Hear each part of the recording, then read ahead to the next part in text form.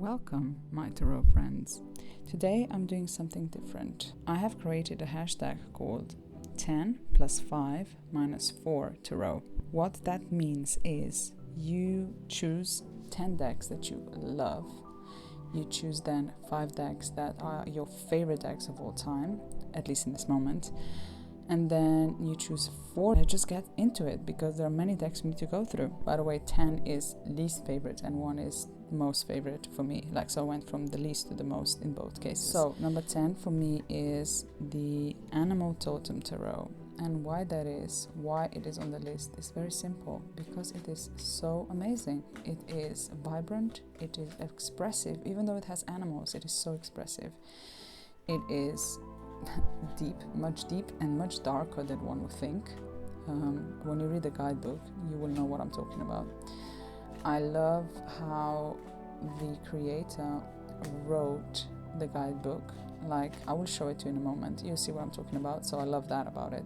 For me, I'm a big person on guidebooks. I think they matter. I also read intuitively, but I would always check the guidebook as well, just because I want to understand what the creator had in mind when they created the deck. So yeah, this deck is really something special. The animals are chosen for a specific reason. It's not just random animals, on different cards, which I feel is a case with a lot of animal decks. I don't own many animal decks actually. I have like 2 decks that are cats, 1 they're owls, and then this one and the Thistledown and Oak, Ash and Thorn, and I believe that's it. So although I love animals, I just feel not lots of decks are done in a really nice way where the meanings and the animal energy would come together beautifully. But this one is. So this was Animal Totem Tarot, the guidebook. So for example, you would get direct message from the animal, then you will have the explanation of the card, and then what she did here, which is brilliant, is she breaks down each card to business and career, family and relationship, health and well-being, and a card of the day journal prompts. And then you have a page where you can write in it, and the paper is a type of paper that you can actually write on, so I love that. We have Landscapes Tarot now, or Tarot Landscapes, pardon me. This deck is just so dreamy. It brings you into the card. When you look at it, you have to go in and feel it. It is a deck that can be read beautifully with your intuition. It is a deck that, I don't know, every time you look at the card you feel something differently. At least that's the case for me. The landscapes themselves are chosen so thoughtfully, and they have accompanying animals in them as well, which I personally love, because like I said before, I love animals. So yeah, this deck is just, I don't know, it is just so different to anything that I have. And I love the style of painting. I think it's just so soft, so soft and caring. I don't know, it just takes me into this other world when I use this deck. So yeah, I love it. And the guidebook is quite chunky, and it comes with enough information if you want to read about it. It does offer its own perspective to think on the cards, which I love. And yeah, it's just great. You get the positive and negative aspect of the card as well, so that's something I like as well. But yeah, this was number 9, Landscapes Tarot. Next up, number 8 is the Wold Tarot. I mean, it's quite obvious why I love this deck if you know me. I love nature. I was brought up next to the forest. I spent most of my time as a child and as a young adult even in the forest, connecting to the animals, connecting to the plants and trees and stuff. So I feel this deck in my bones. It is very raw, it is very direct, it is very spiritual as well. It is one of my favorite decks. Lots of people don't like it because it has its own system, and because the court cards are the animal, which I don't mind. I think it was done really I don't know, they chose the good animals, I'm gonna say, for them, for the court cards. And the guidebook is just absolutely amazing as well. So if I just quickly show it, you get the position on the wheel of the year, which is great, and the description, and then meaning, and then reading points. And then on the bottom you get roots and branches, so like keywords for each card. And I think it's absolutely brilliant. It is done in a way where the wanderer goes through the journey in a different way than in traditional Rider-Waite-Smith. Like the path is not from 0 to 21, it's different. So that's something to keep in mind, and I really like that actually. It makes a lot of sense when you read the book. Number 7, we have Margarete Petersen Tarot. Now this tarot is very special and very different. I feel one needs to take time to study it. You need to step in the picture, feel the colors, feel the shapes, feel the strokes of brush that she used to paint this. I love that the majors have a different art style than the minors. I love her style of painting, and the messages in the book are so well written, like very poetic. You get a poem for every major arcana card, and I really, really love that. Look at that, it's so powerful. It is so powerful. But I don't think this deck is for everyone. You need to be an artistic or art-loving person, I would say. And also, you need to take time to study it and to really understand it. But yeah, this was number 7. Place number 6 is the Unfolding Path Tarot. Now, this is the deck that I got because I was curious, because a lot of people were talking about it and comparing it to the Seer Tarot, which is one of my main decks to work with clients. And I was afraid it's going to be similar, but man, I was so wrong. This deck has its own energy. It is so expressive. It is the most expressive deck, like human type of deck that I have, and it is so modern and diverse on all levels. Diverse. I love that they used an older person to represent the page. Like, how cool is that? Because it is the energy, after all. It is not the age, right? It is the energy. Look at her expression, for example. It is just so brilliant. I mean, yeah, I'm going to do a review of this deck as well, so stay tuned. But yeah, this was the Unfolding Path Tarot. In place number 5, we have the Forest of Enchantment Tarot. This deck, oh my god, it is not only just gorgeous, the artist basically painted this on the same size. Space that the painter used to paint this was not much bigger than this, maybe even the same size. But that's not why I love it. I love it because it is, even though it feels like it's a very gentle deck, it definitely isn't gentle. It is very direct. It shines the light on the things that are in the darkness, in the woods. It makes you question things. It makes you look at yourself and what is really there, you know. It is not cute. Look at this card. It is definitely, oh, it is so good. Like, it is well loved in the tarot community for a reason. This deck is touching my soul. It's speaking to me on another level, maybe because I am connected to the forest and nature, like in a very strong way. Like I said before, I grew up next to a forest and I feel a very strong connection to it. The only thing that I wish it has was more diversity, but I suppose it is based in the UK. It could be in a specific time, but it's just, I feel more like it's a story-like, so, you know, fairy tales, it is fiction, so you could do anything you wanted, right? So that's the only thing that I wish it was, but apart from that, you know, maybe that's why I didn't make it on top 5. But it is Llewellyn Publishing, so you know the cardstock and stuff. These are the backs. Aren't they beautiful? I love owls. Number 4, we have the Shadowscapes Tarot. Very loved in the tarot community.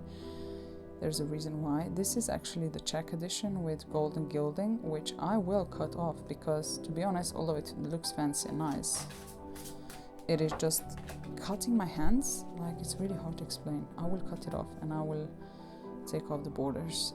This deck, for a very long time, refused to get this deck. Why? Because I thought I don't want to have it just because everyone else loves it, and that's just a silly reason, you know. I don't know. Like I said before in one of the videos, I'm a bit of a rebel in my character. So it is just so beautiful. I mean, this edition has its positives and its negatives. Like, the positive is the art is a little bit bigger and it is a bit more saturated, but it is glossy. So if you don't like glossy cardstock, I would actually suggest to get the English version because it is not that much bigger. It is bigger, but I don't know. To be honest, if I had to get it again, I'd probably just stick with my English version. Because it is not that much bigger. Like, I think there was a bit of a hype of how much better this one is when the English one is fine. It takes you into another world of fairies and fae people. And it has energy flowing through these cards. Like, a lot of the cards, when you put them together, they connect, even though they're not together like in order, if that makes sense. And they're just so dreamy, and the messages come through very easily. It's very obvious what each card means. And the book that you get with it, which I don't have, you have it in the app as well. It's just so beautifully written. Like, it's a joy to read. It's candy for the soul to read, in my opinion. It's just so nice. So yeah, this was Shadowscapes Tarot. In place number 3, we have the Druid Craft Tarot. I don't think this is a surprise because it is absolutely incredible. It again has that foresty energy, foresty Celtic energy. There are quite a lot of nude cards here, so be aware. Yeah, it is expressive, it is connected to traditional Rider-Waite-Smith, but I feel it adds a huge new layer to it. It is, I don't know, it's just beautiful. I cut my borders off because otherwise it is absolutely enormous. And now it's like a perfect size for my little hands. This deck is, again, done by the same artist as the Wold Tarot, and it's just so beautiful to look at. It's just, when you read the book is another huge bonus to this deck, the big book. So if you're getting this deck, get the deck with the big book, because oh my gosh, I feel like if you start studying tarot, you could just start with this deck as well, because the way the messages are written there is just so beautiful and direct and straight to the point, and very loved deck in the tarot community, the Druid Craft Tarot. Deck that fell into the place number 2 is my beloved Tarot of the Witch's Garden. Now, I've done the whole review on this deck, so if you want to hear my deep thoughts about it, check it out here. I'm gonna link the video that I did up here. Yeah, this deck is just so well done on all levels. Like, I feel it's very wholesome. It has clear messages. It is diverse. It is, you know, just the right amount of harshness and the right amount of gentleness to it. It is honest. It's just so good. Like, I love working with this deck, and I use this deck a lot for reading for others, and people love it. The watercolors, oh my god, they're so gentle. Like, they're so gentle, and there's so many details in the cards. In place number 1, we have the Margarete Tarot. Wow, this deck is, again, nudity alert. This deck is life. It is just so good. You either love it or you don't love it. It's that type of deck. It is so layered. Like, I highly recommend you find interviews with Mary White where she talks about the creation of it. It took her a very long time to create this deck. She researched every card in detail, systems into it. Yeah, it's just, I say this deck is life. I really wanted to put it in my first 5 decks, but you'll see the 5 ones that I put there, and there is a reason. But yeah, it is very up there. it is my special deck and I only use it for myself.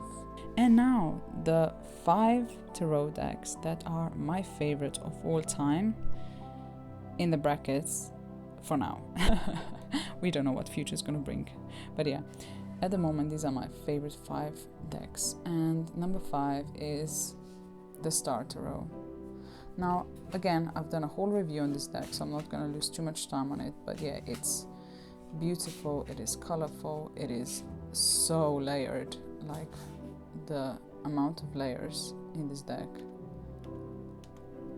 is just absolutely incredible. You can see it has Thoth influences, it has Rider-Waite-Smith influences, it has influences from different cultures, etc. I'm not going to talk about it too much because you can see my review right here if you want to. But yeah, this deck I use all the time. It gives me very deep readings and it is also very spiritual. So if you like spirituality, this is a deck for you. Number 4, we have Tarot of the She. OMG. This deck is, again, another deck that is on another level. Like, she, the creator, channeled these beings that she calls either fairies or even extraterrestrials, depending on the source. But yeah, she channeled it, basically, the messages. And these paintings are just so beautiful. Not only beautiful, but layered. Like, you can look at them forever, and every time you're gonna look at it, you're gonna find a different meaning, a different message is gonna speak to you. I love that she used the glyph in every single painting that you should pay your attention to when you're meditating on the card. It is so special to me. I never thought I'm gonna feel this way about this deck. Like, it definitely surprised me. I work with it every single day. I use it for daily pulls, I use it for the spreads. I am debating to cut off the side borders perhaps, just because the cards are quite big and it's a bit tricky to do big spreads with it. But to be honest, like, each card is just so deep and layered that, like, the 3 card spread is quite a lot of information to process, I feel. So this deck is, yes, there's a reason why it is in my top 5. Next up we have place number 3, Vision Quest Tarot. Now this deck is not only absolutely beautiful, but again, super deep. It is based on Thoth system, and I have been studying Thoth for a little while, but I had this deck before I had the Thoth deck, and the messages in the little guidebook are just so amazing. Like, I actually want to read you one message just because it is probably one of the best little guidebooks out there that I have ever encountered. It is just whoa. I think I want to read I found 10 of Air, and I want to read you from the guidebook because the way it's written down, was it 9 of Air? I'm not sure which one it was. One of them too. It really stuck in my head when I was reading it. Just let me read it to you because it is incredible. Okay, 10 of Air. I mean, you can pause this and read it yourself if you don't want me to read it for you. But negative thinking, unwillingness to let go of negative mind loops, clinging to self-destructive notions, doubts, and existential fears. Then you get inner message and outward manifestation for each card. And inner messages: sometimes you create your own hell just by repeating hateful thought patterns. There is no hell outside of you. Hell and heaven are internal states of mind. We create them. This power and responsibility cannot be placed at other people's doorstep, even if that feels more comfortable. Become aware of how you think about and treat yourself. And then outward manifestation.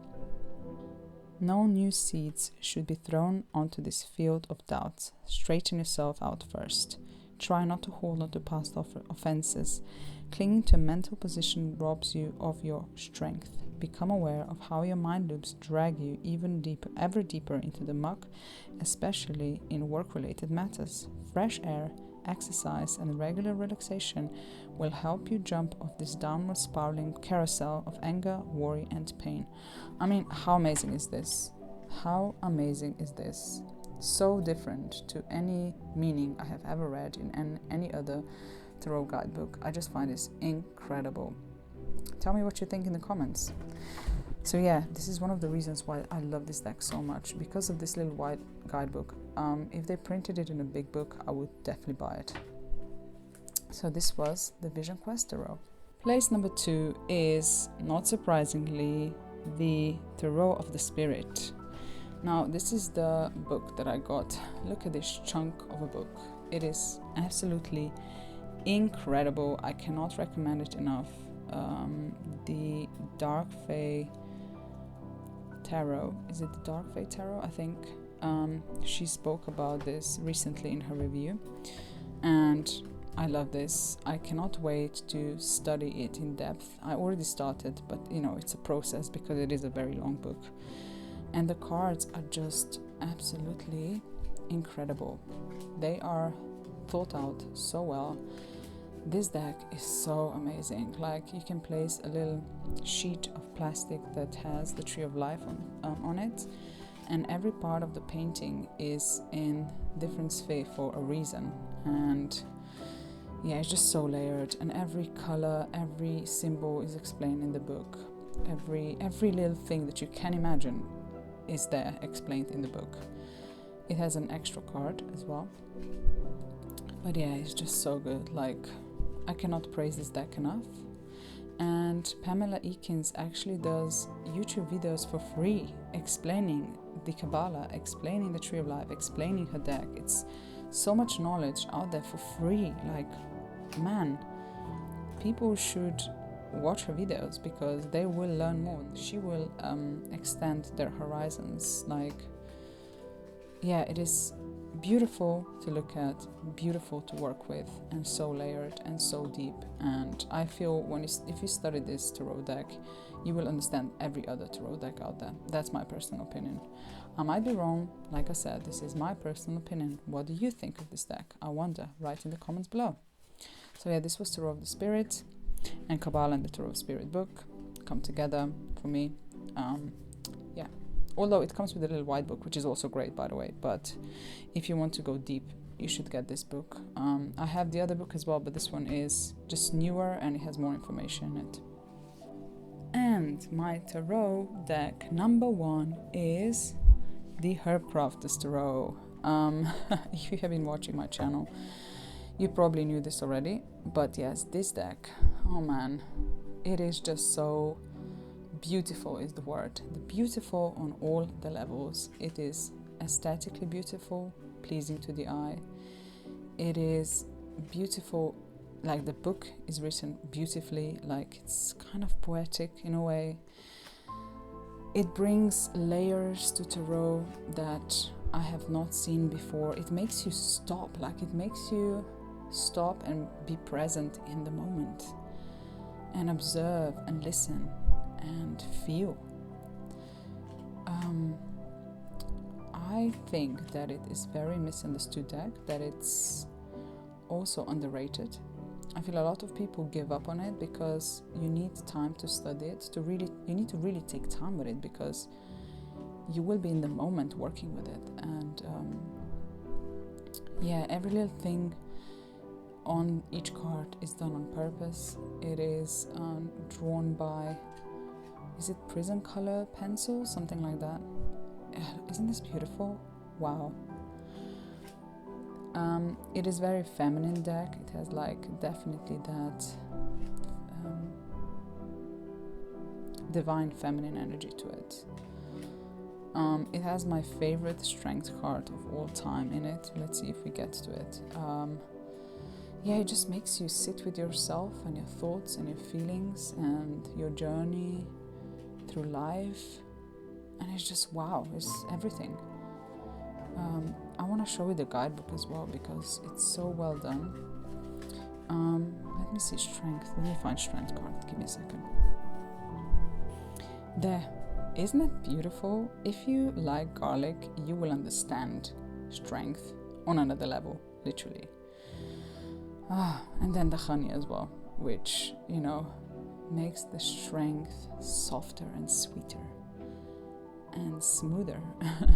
I'm gonna read you from the guidebook because I think it deserves a spotlight right now. So it is also written numerologically.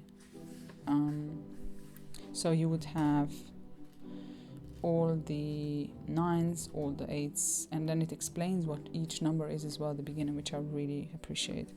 So if you look at strength, let's see if this is gonna focus. There we go. Strength, garlic. You get the Latin name for it as well. And then you have like 3 things you should do. So lead with a bold, kind heart. Gentle healing builds resilience. Power sweetened is strength unmatched. How beautiful is that? And then it explains, the first paragraph explains the setting, and then the meaning goes, courage dwells in the soft spirit. Meet adversity with inner fire. Garlic strengthens the heart and increases stamina. You have the power to persevere. Cultivate reliable habits that enhance vitality. Planting garlic around the roots of roses strengthens the leaves, encouraging more flowers to bloom. Cooking with garlic daily boosts the immune system, protecting against illness. Drinking garlic tea heats up the body, igniting passion. Step into your power, but remember, a compassionate approach is powerful. Adding honey to garlic tames the medicine, making it more effective and palatable. Embrace both the gentle and the wild within. How beautiful is that? And then it gives you crafting with strength. So a few points what to do with garlic. So for example, wear a garlic amulet to remind you to be bold. Let it hang just over your head, over your heart. And 2 more. But just, yeah, I don't want to take too much time, but oh my god, this deck is everything to me. It is my soul deck. I do not use it for others, I use it for myself, and I don't think any other deck can take over this deck, because, you know, it is just deep enough. My heart literally flutters every time I think of this deck, and the messages are just so powerful, and they're not long, but those few words there are just perfect. Just perfect. Look at this tower. The tree fell, it died, but now new life is growing on top of this trunk. How gorgeous. Amazing. So this was my list of top 5 decks. Now let's move on to -4. So the decks that I wanted to include but then decided not to. The first deck I want to mention that goes into that category is the Japaridze Tarot. This tarot deck is absolutely stunning. The art is so well done. The messages come through very easily, actually. I thought because the art is very abstract that I'm gonna struggle with the messages coming through, but man, I was wrong. The messages are very clear. And the guidebook that comes with it is beautiful. And look at this little detail here. It's like, it's not foiling, but it's just matte and then glossy. And here the same thing. And you get every card in full size in the guidebook.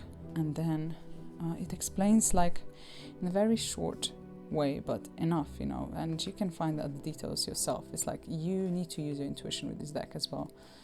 But it's just, yeah, I love this guidebook. And the creator is from Middle East, and she moved to Paris, where she then created, well, one of the things she created obviously is this deck. That's why it looks very French. This is the card that is the least loved in tarot community, but to be honest with you, I appreciate it. There is a reason why it looks like this, and I think it's a great reason. So this is a deck that didn't make it into my collection of the favorite ones, because to be honest, it would if there was more places. I would, like, if there was 11 favorites, whatever, instead of 10 there was 11, I would put this one in there because I just love it on so many levels. Next deck is Tarot of the Divine. Now this deck, I talked about it before in other videos. I love this deck. Why? Because the stories that come with it are so cool. Like for every single card, Yoshi Yoshitani, the creator, she researched a story from around the world. So every single card comes from a different culture. And I feel this is the best cultural representation of any decks have, because not only you get obviously different peoples on the card, so people from different cultures, but you get a story from that culture, and I feel that makes everybody understand everybody better. You learn, you know, about different cultures, about their stories, about, you know, them. So obviously, you know, you need to do your research as well, of course, or talk to people from different cultures. That would be the best thing to do, and make friends with them. But I just think this is the best idea ever. And why I didn't make in the selection, I'd say, is because the art style is not my favorite. I do enjoy it, I appreciate it, but it is not my favorite. I like the art style that is more watercolor based, that is less cartoony, I'm gonna say. Oh, I love this star card, so beautiful. So that's the reason why I love the cardstock as well. I know some people complain about it. It is linen cardstock. It's like a dream to shuffle this way. Overhand shuffling is literally a dream with this deck. Next one is the Lightseers Tarot. Now, I did not include this tarot in the selection because, to be honest with you, I used it so much that I feel I need a little break from it. I will definitely use it in the future because it is one of the best decks out there still, in my opinion, because of many reasons that I talk to in my review here. But I want to break from it because I want to use other decks that I have. And although this deck is brilliant and modern and beautiful and everything that goes with it, it's just not something that I personally want to indulge in at the moment. So in 2024, I want to use other decks that I have. I think I use this one too much. And last but not least is Tarot of the Witch's Wisdom. And this deck I thought is gonna be my soul deck, just like the Herbcrafter Tarot is. I really thought it's gonna be my soul deck. I love it. I love the guidebook. I love the paintings so much. I love everything about it apart from one thing, and that is the cardstock. It is absolutely enormous. It is really hard to shuffle. I mean, you can shuffle it, but look, the cards keep on falling out. I don't have the biggest hands, so it's hard to hold. I wish it was a bit thinner, and if not thinner, just shrink it, make it smaller. Hey house. So yes, literally that is very thick as well, very thick cardstock. It's very oracle-like, I'm gonna say. The cardstock. I do not mind the reversed journey of the Fool. In this case, it's called Pilgrim. Wow, that's funny. I was just talking about her. I love the fact that they've done that. So they started with elements and then they went with the Pilgrim, who is traveling backwards through the major arcana. And I think that's actually brilliant, and it makes sense when you read the guidebook. That makes a lot of sense. But yeah, it's just the cardstock that is really crossing me. I'm gonna use nice words. But yeah, it is diverse, it is beautiful, it is very spiritual, it is connected to the nature, it's very grounding. It's just so nice. I love it. I do love it. It's just I don't use it because of the cardstock. I rarely use it because of that. So I pray that one day Hay House realizes what they did and creates a better cardstock for this deck, because it deserves the love, and a lot of people are not using it from the same reason that I mentioned. So yeah, that was the Witch's Wisdom Tarot. Sorry, did I say Tarot Witch's Wisdom? It's the Witch's Wisdom Tarot. So that's it. We came to the end of this video. Please let me know in the comments below what you think. What are your favorite 15 decks -4? And feel free to use the hashtag and do a VR video, video response. Yeah, VR is video response. Do a VR to this video. I would love to see what your choices are. But until then, have a beautiful new year, as it is the last day of 2023. So have a wonderful new year, and I hope your goal setting for 2024 goes well. Bye bye.